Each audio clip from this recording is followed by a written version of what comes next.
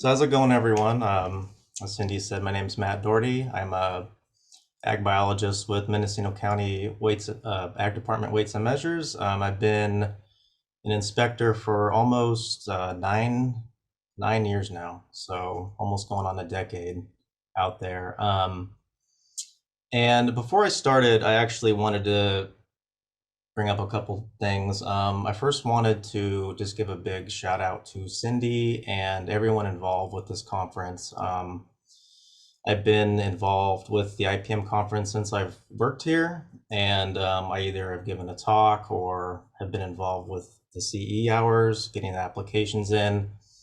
And it's really cool to have been working with Cindy the past few years, getting a lot of people hours.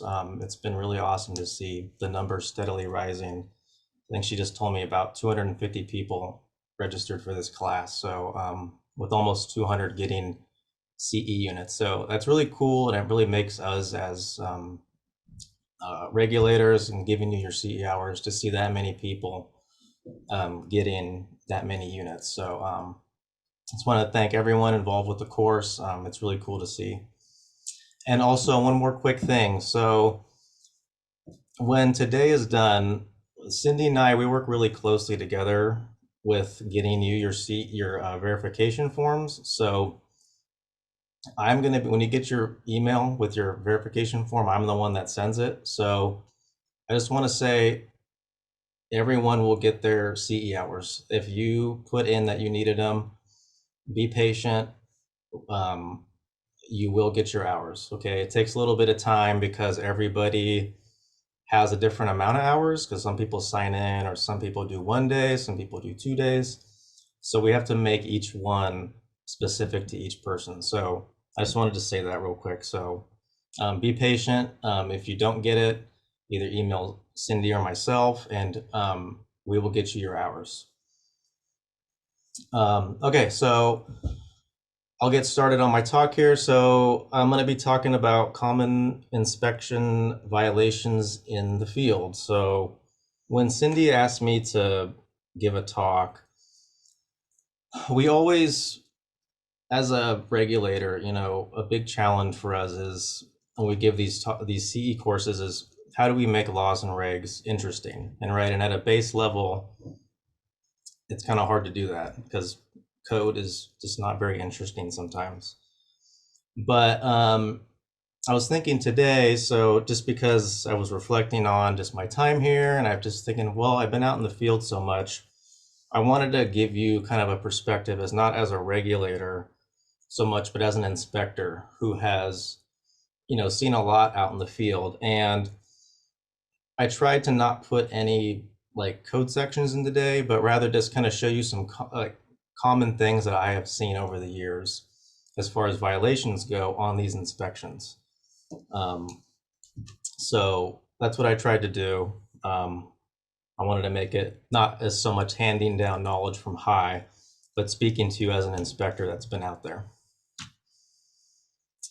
So the outline of my talk, I'm going to first talk about just very, very briefly the role of the Ag Department in relation to inspections, and specifically pesticide inspections. And then I'm going to go into some of the common violations from these different inspections. So there's three main types I'm going to go over. So what does the Ag Commissioner do? You may ask yourself. Well, if you've spent any time in ag, or have been familiar with pesticide laws at all, you've probably have dealt with the Ag Commissioner's office in one form or another. But mainly, in a nutshell, what we do is we enforce laws and regs outlined in the Food and Ag Code, the Title III of California Code of Regulations, and the Business and Professions Code. And we do this through various programs. But today, since we're talking about pesticides, we do this through our pesticide use enforcement program. Okay, so like at the top there, so we're an enforcement agency, so we levy civil penalties, we give violations, and we do this through a variety of inspections, like I said. And so, yeah, and then through those inspections, we have requirements that we are looking at, and we're making sure a lot of it's focused on worker health and safety. So that's one of the main things that we're looking at out there. Okay, so if you've spent any time with a ag inspector, or you've gotten an inspection, or have done CE hours, you know that we love to talk about labels, right? And our mantra is the label is the law. Okay, we love to look at labels.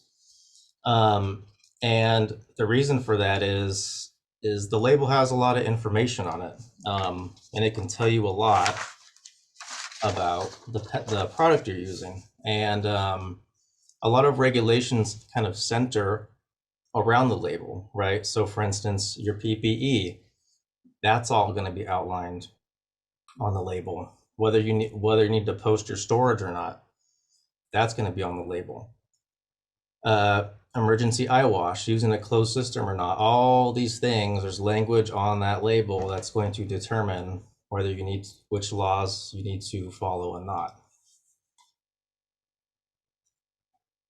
So I'm actually I'm pretty proud of this next slide here, so don't laugh at me. But you could almost think of the regulations as like a solar system, right? So if the label's at the center, that's like the sun, okay? And all these other laws and regs kind of orbit around this label, right? So for instance, right, PPE, that's all going to be contained on the label. Whether you need to use a respirator or not, that's going to be on the label. Again, like I said, storage. If the label says you need protective eyewear, that's going to determine if you need emergency eye wash or not. So it's just kind of a different way to think about the relationship between the label and these regulations, and how kind of important reading that label is, because it could determine whether people get violations or fines or not. So I think this is pretty cool. Okay. So with that being said, so again, like, I wanted to go over the label first, because you'll see this time and time again throughout my talk, is when I talk about these regulations, you'll see a lot of times it all goes back to the label, right? So it's going to be an important theme that we'll return to.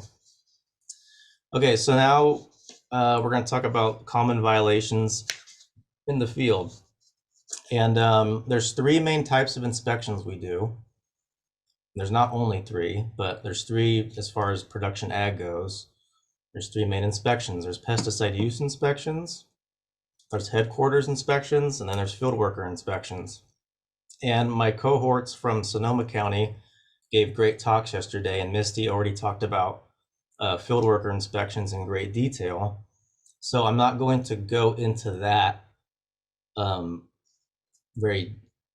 not going to go into that in great detail. So because she already went over a lot of that stuff. So, but I'll talk about some things. Yeah, so those are the three main types, and we're going to go over violations that we see, or that I've seen over the years for these different inspections. Okay, and the first one is what we call pesticide use inspections, or applications, right? And these are done when we witness someone applying pesticides to an ag commodity, or also in a non-ag setting. So basically what we'll do, starting in early spring, is we'll drive around and we'll just look for people spraying. Okay, we call it surveillance. We literally will just drive around, look for people spraying. If we see someone applying, we'll stop and we'll do an inspection. Okay, so that's how that works. And also for these, this also includes mixed loading as well. So it's also the application, and mixed loading also is included in these use inspections. Okay, so the first thing, generally, what I generally look for is, before I even stop the person applying, I will go look for the label, and I will see what PPE is needed for that application, right? So PPE is a very important part of some, of the regs that we look at, right? Um, it's pretty much the last line of defense from a pesticide injury, right? So if you think about these different levels, so you think of like training, maybe engineering controls, and then PPE is kind of that last level of whether it's going to harm the employee or not. And a lot of focus is put on PPE on these inspections, right? So there's actually two requirements that are dedicated to PPE. And those two are, the first one is what we call regulation PPE. So what does that mean? So basically, all employees, no matter what, that are applying pesticides, they have to have these items always. You have to have protective eyewear, and you have to have equal to or greater than 14 mil chemical resistant gloves. Okay. So even if the label says you don't have to wear anything, which generally doesn't happen, but theoretically, the label just said you don't have to wear anything. At minimum, if you're an employee, you need to wear these two items. Okay. And if you weren't wearing them, then that would be a violation. Okay. So that's regulation PPE. Always have to have these two items. And then the next one is labeling PPE. So what's different about this? The difference between the label, like I said before, we're always going to come back to the label, is the label is the law for everyone. So anyone applying a pesticide has to follow the label. No matter if you're the owner, operator, doesn't matter. So if you look over here, and generally this is kind of a general, the setup is on a label, this is what it's going to look like for where the PPE section is. So as you can see here, it tells you everything that you need to apply this product, right? So if you're the owner operator and you're not wearing all these things, that would be a violation. Now you could see there's sort of a interplay here between regulation PPE and labeling PPE, right? So what always is the rule of thumb is you always want to do, you have to go to the more restrictive set of requirements, whether it be the label or the regulation. So in this case here, if we were for this product, this would be the more restrictive set of PPE requirements here. But as you could see, there's no protective eyewear here, so you would still, if an employee, you would still need to wear that protective eyewear. So it's kind of like a combination of both, right? It all depends on what the label says. Okay, so, and a good example of this, and we dealt with this again, so just a real world experience here is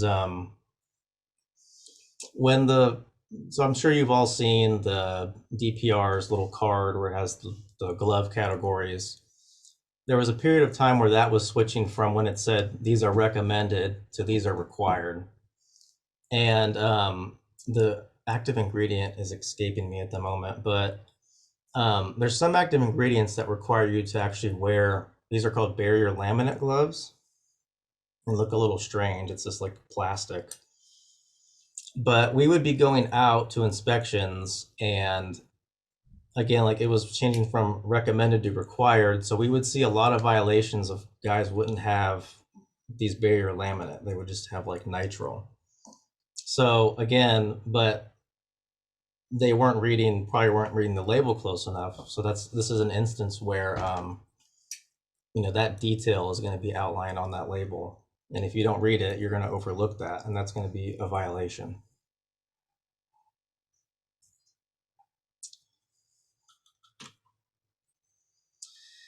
Decontamination. This one is surprisingly it's a very common violation out there. And Misty kind of went over this a little bit with the field worker talk, but so basically all employees that are applying pesticides, they have to have available to them these items. So you have to have single-use towels, right? You can't be washable, has to be single use.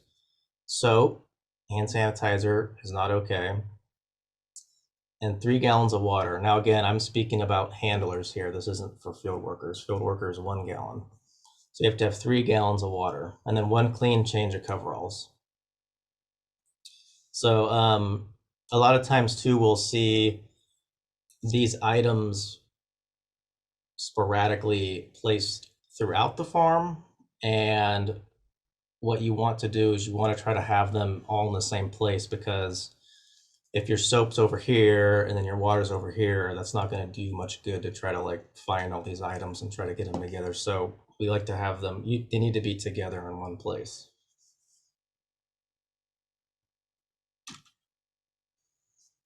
And also with decontamination is, again, this is a requirement that you have to read the label for. But again, if the label requires protective eyewear, then at the mixed load site, you have to have a system of delivering 0.4 gallons per minute for 15 minutes for the employee in case they need to wash their eyes. And this was a new requirement in the 2017 worker protection standard changes. Or you have to have 6 gallons of water and provide eye flushing for 15 minutes. So again, if your label doesn't require protective eyewear, you can ignore this, right? But see, you'd have to read that to see that. So yeah, that would be something we would be looking for. So you could already gather, just by one little thing on the label, that gives us as inspectors a lot of information to look for, right? So just by protective eyewear, this kicks in. Emergency eye flushing kicks in, which I think is the next one. Yeah, so emergency eye wash.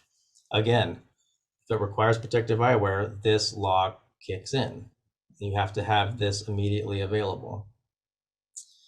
And immediately available pretty much means, either on the person or on the tractor.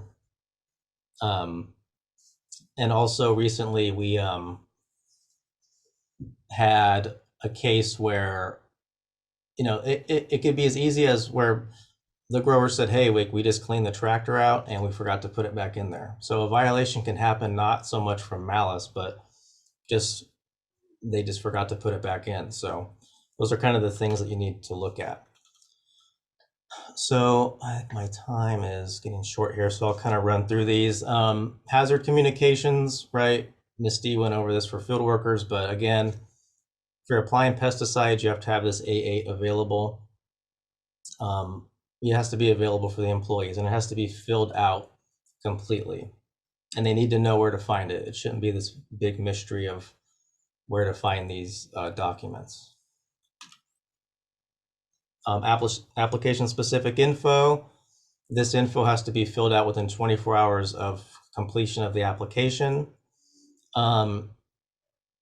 And again, you can do this multiple different ways. If you want to have a whiteboard and put it up there, that's fine. But just all this information has to be kept track of. And you have to also remember to keep this for 2 years. So I always recommend to people to maybe you could put it on paper, and then that's easy to save for 2 years. And now headquarters inspections. These are basically kind of an overview of the whole operation of a farm. So we look at training records, use reports, storage. And a lot of times what we'll do these inspections from is these are prompted by an investigation. So if we see a violation out in the field or someone got injured, we'll generally do a headquarters inspection to see the overall operation and see what they're doing. And for you PCBs out there, this kind of seems like a, common sense, but you'd be surprised on how many times we find someone that's, either if it's they're new doing work in the county and they've never done work before, they forget to come register. But before you do any pest control work in a county and you're a PCB, you have to first register with the ag commissioner of that county. So always remember that. Use reports, pretty straightforward. Again, these are due by the 10th day of the following month from the application was done. We are trying to encourage everyone to do electronic use reports. There are still some holdouts that do the paper. But what we don't want to see, I mean, sometimes we see, a whole year's worth of use reports turned in at once, and that's not okay. So you have to turn them in every month by the 10th day. Handler training, again, you have to be trained annually. This is an old form, but your ag department they have new forms and they should be able to get you updated forms. But again, you have to go through all the topics. Has to be done by a qualified trainer, which is either a PAC, QAL, QAC, and there's a couple other categories as well. So yeah. And again, field worker training, Misty went over this. Again, this is annually. It used to be every 5 years. Now it's annually for employees performing cultural activities in a treated field. And again, this also has to be done by a qualified trainer as well. I think my time's getting short here, so I'm gonna kind of just, I think maybe skip through the respiratory, but basically, again, if your label, there's four requirements for when you need a full respiratory program, and that's by regulation, the label, and then employer policy or permit conditions. So just know that if you fall into any one of those categories, then you need to have a full respiratory program. That's kind of a long and complicated regulation. So I'm gonna, these are just some of the things, cleaning, disinfecting, you have to do fit testing every year. This isn't good. We don't want to see respirators in this condition. Medical evals, right? So before you use one, you have to get a sign off by a physician. Use display, yeah. And then your ag department, if you need to have a respiratory program, you could get a template from your ag department and they should be able to help you with that. And it has all the requirements in it. Storage, again, this is one of the things on the label. So if your product has the signal word warning or danger, you have to post with the pesticide hazard signage. So, and they have to be secured in a locked enclosure or made to where no unauthorized people can get to them. And then again, so field worker inspections, very briefly, Misty went over this yesterday, but it's workers working in a treated field. So that's considered 30 days after the REI has expired from that product. So a lot of times the treated field is confused with the REI. Like I've talked to a lot of guys that said, well, it's not treated, the REI ran out. Well, that's not correct. So it's 30 days. So it's that REI plus 30 days after that point. So if there's people working in that field, they have to be trained as field workers.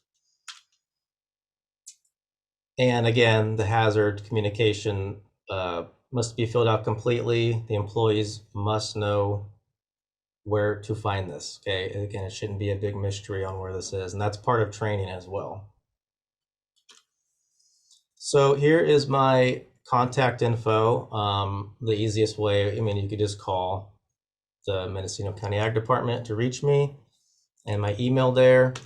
Some resources, whoever's interested, DPR has a great website. If you just Google CDPR, they have tons of resources on there for anything you need, like training documents, pamphlets, and things like that. So if you want to explore that, I encourage that. And we'll go to questions. Good morning. There are 2 questions for you so far. The first one is, if a contractor is doing the pesticide application, whose responsibility is 1, the provision of PPE, and 2, the provision of the eye wash facilities, and 3, the provision of hand washing materials? So I guess so you're asking is if it's the PCB, the pest control business, that is doing the work. So if they're the property operator, then they would be the ones that would have to supply that to their employees. If they have employees that are doing the work, then as the employer, they need to provide all that. Got it. And then the next question is, does a landscaping company that uses pesticide count as a PCB? Yes. So the difference between with landscape maintenance, the only difference is as far as PCBs go, they don't have to get a QAL license. They only have to get a QAC license in category Q, I think. Can't remember if those are changing or not, those categories, but yeah, they have to get a QAC. But yes, if you're doing pest control work for hire, you would have to get a PCB license. Great. And then please define eyewear protection. So, so it used to be, and DPR doesn't like us to mention this anymore, but so in 2015, they have to be ANSI Z87 plus approved, and it has to be wrap around, and it has to have brow protection. And there used to be this thing called the pencil test, but that's no longer a thing. But basically, it used to be where if you could fit a pencil in, that wasn't considered brow protection. But again, if the label sometimes will say you need to wear goggles. So that's a specific type of thing. So you would have to wear like tight fitting goggles. But generally it's wrap around brow protection, safety glasses. That's what you need. And it has to be ANSI Z87 approved. Thank you.